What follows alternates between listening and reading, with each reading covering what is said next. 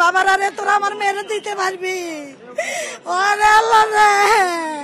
ওয়ালটন এখন দেশের সীমানা পেরিয়ে পৌঁছে গিয়েছে 50টিরও বেশি দেশে। ওয়ালটন, ঘরে ঘরে, বিশ্বজুড়ে। আমি কিছু জানতে পারি না, সকাল থেকে আমার ভিতরে ঢুকতে দেয় না, সেনাবাহিনীর কথা করতে দেয় না, কোন লোক আমার কথা করতে দেয় না। আমি কত মেডিকেল খুঁজি আইছি, টাকা খরচ করি, পাইতেছি না, আমার মেয়ের কোনো খবর নাই। আর মানে অফিসে স্যার কি করতে হবে, আমরা লোকগুলা যায় না বাসায়। আগুন লাগবে সময় একবার খালি হুন দিয়েছিল, হুন দিয়ে কইছে যে আমরা বাইরে পারি না এলাকাতে, আর এখন ফোন বন্ধ, আর ফোন সকালে 11:30 থেকে পাইতেছি না নিখোঁজ। ছেলে আমার বাসায় যায় নাই,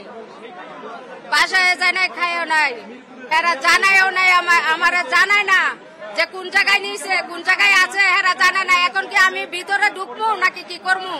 আমরা কিছু চাই না, আমরা ছেলেরা চাই। ফায়ার সার্ভিস কাজ করছে, অনেক লাশ বের করছে, অনেক রোগী বের করছে, এখন লাশ কোথায় আছে, অ্যাক্সিডেন্ট হয়েছে, বাচ্চাগুলো কোথায় আছে, এদের কোনো খোঁজ দিচ্ছে না। তাহলে আত্মীয় স্বজন আসে যে হাজারি করে কাঁদতেছে, এরা কোথায় যাবে, কোন মেডিকেল চেক খুঁজবে? তারা কোনো স্পেস দিতেছে না, কোনো ঠিকানা দিচ্ছে না। এখন এরা কি রাস্তা বসে থাকবে সারাক্ষণ? এদের তো সন্তান নাকি, এদের সন্তান না। আপনারা সাংবাদিক, আপনারা প্রচার করতেছেন, এদের তো বাবা মা, এদের তো মনের ভিতরে কষ্ট লাগতেছে নাকি? আপনি এটা একটা ব্যবস্থা করেন যে বাচ্চাগুলো কোথায় নিছে, কোন মেডিকেলে নিছে, কোন জায়গায় কোন হাসপাতাল নিছে, আপনি এটাই খোঁজটা দেন। 11:15 সময় আমরা আসি, আমরা এখানে এসে দেখতে পারি যে এখানকার যে কেমিক্যালের গুদাম রয়েছে সেখানে আগুন লেগেছে, এবং তার ঠিক অপোজিটের যে একটা প্রিন্টিং ফ্যাক্টরি রয়েছে সেখানেও যথারীতি আগুন লেগেছে।